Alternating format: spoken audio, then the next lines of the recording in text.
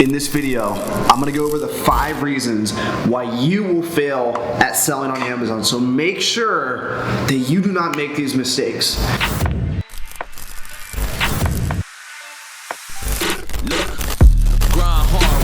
Sir, and welcome to the freaking well show and party central to my well ones, a night of violated hell codes. Reason number 1 is you never find a profitable source. This doesn't matter, guys. I'm talking about booksellers, I'm talking about retail arbitrage people, I'm talking about wholesale dropshippers, I'm talking about any way to sell on Amazon.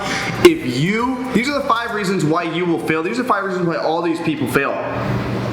I don't know the statistic out there, but 9 out of 10 businesses do not survive over 10 years. I guarantee you, when it comes to Amazon, there's 25,000 new Amazon sellers every year. I bet so many of those people fail. And I guarantee you it's because of these reasons right here. They neglect these 5 principles. Number 1, they don't find good sources.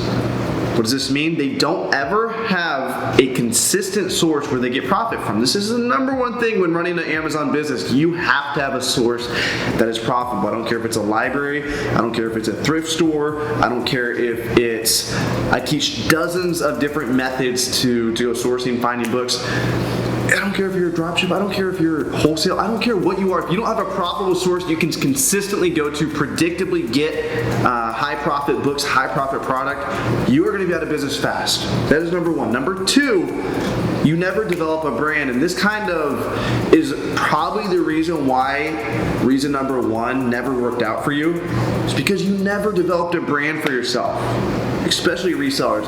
Dropshippers, I don't think dropshippers have to work on their brand too hard, but wholesalers do have to work on their brand. But private label guys, they really work on their brand. Private label guys are not successful at all if they don't have a brand.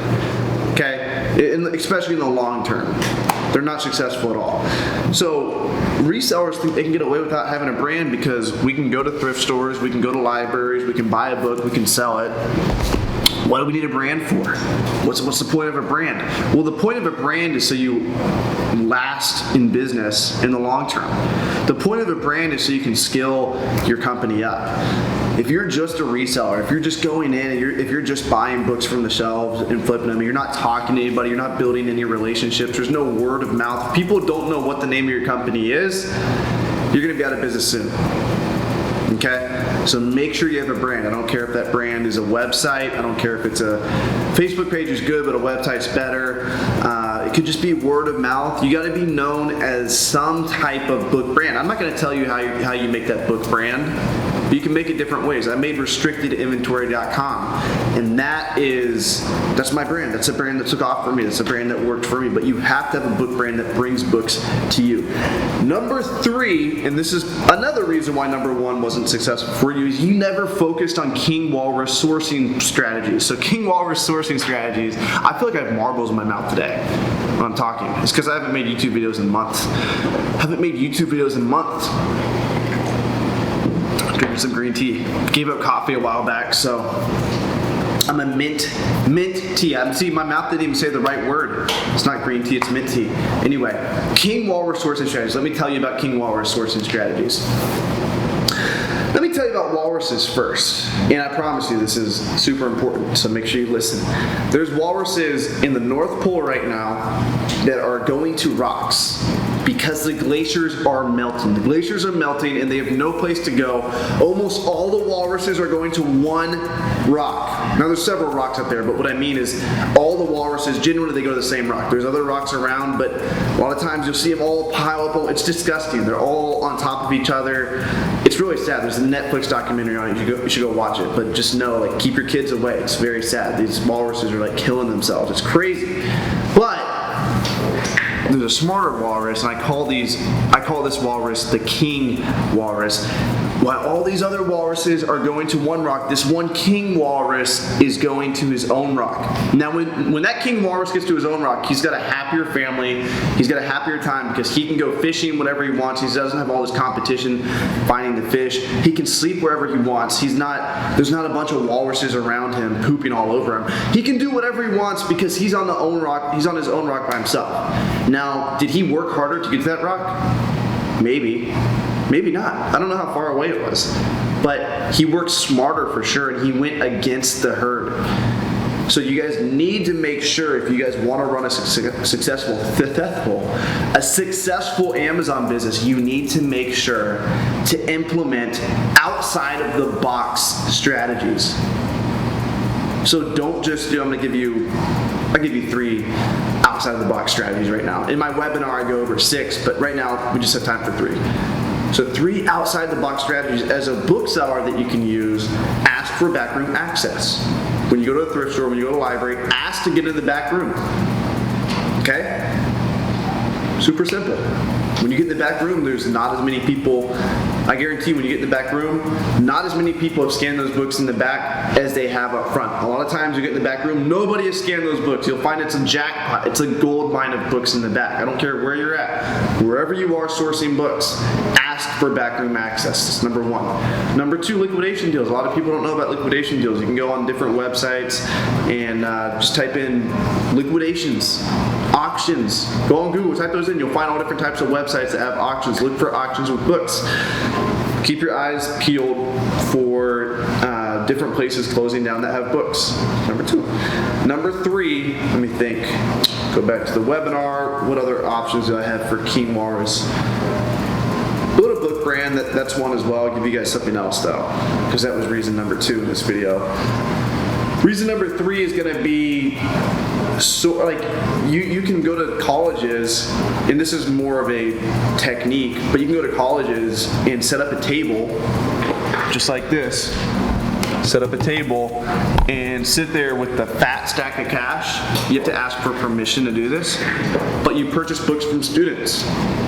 You had to contact the president, you had to contact student affairs, whoever you had to contact some representative at the school to get this set up. That's another example of a sourcing technique you can use. So those are 3 King Walrus sourcing strategies. That's number 3. That's a 3rd reason why a lot of people will fail on Amazon. Number 4 is you never delegate anything.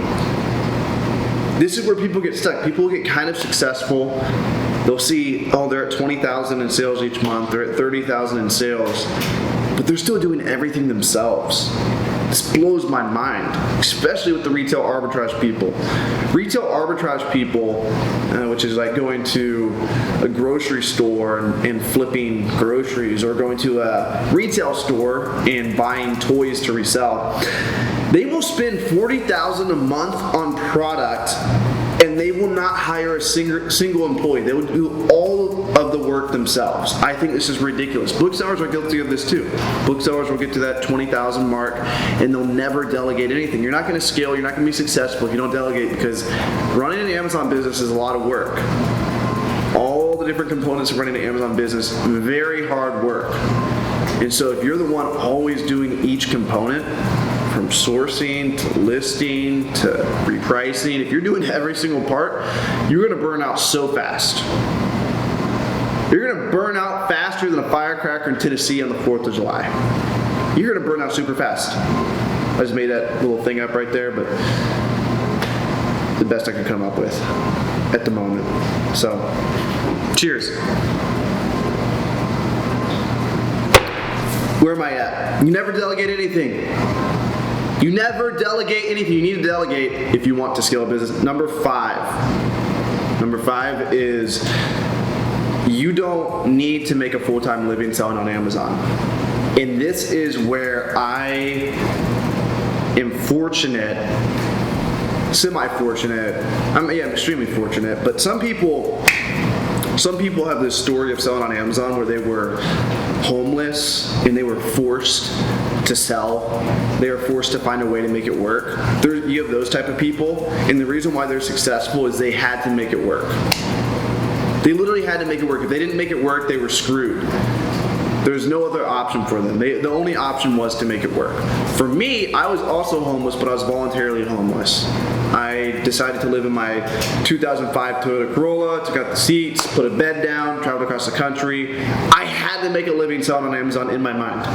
Of course, I could have gone back to mommy and daddy's house and been okay and lived with them. But I was like, no, I'm gonna make it work living in my car. That was my mentality. And so if you don't have to make a full-time living selling on Amazon, if you don't have to do it to make ends meet, it's gonna be very difficult for you to be successful. Now, a lot of people probably disagree with me on that. If you have a drive, you can make it work, but if you don't have that mentality of, I wanna do this full-time, it's gonna be hard for you to be full-time. If you never even think that this could make you quit your job, that this could replace your income, it's not going to. You have to open your mind to that first. That's reason number 5. You don't have to make a living doing it, so you're not going to be successful doing it. But luckily, with all of these, with the right strategies, you guys can make this work. All you need to do is hard work, perseverance, motivate yourself, tell yourself to take action, put your back against the wall in different ways. Maybe take a bunch of money and put it in a certain account, put it in a savings account. So now you don't have as much money as you used to, so now you have to make more money selling on Amazon. That's it, guys. Like, comment, subscribe, hit that bell notification so you get notified whenever I go live. Much love, guys. Catch you in the next video. Peace out.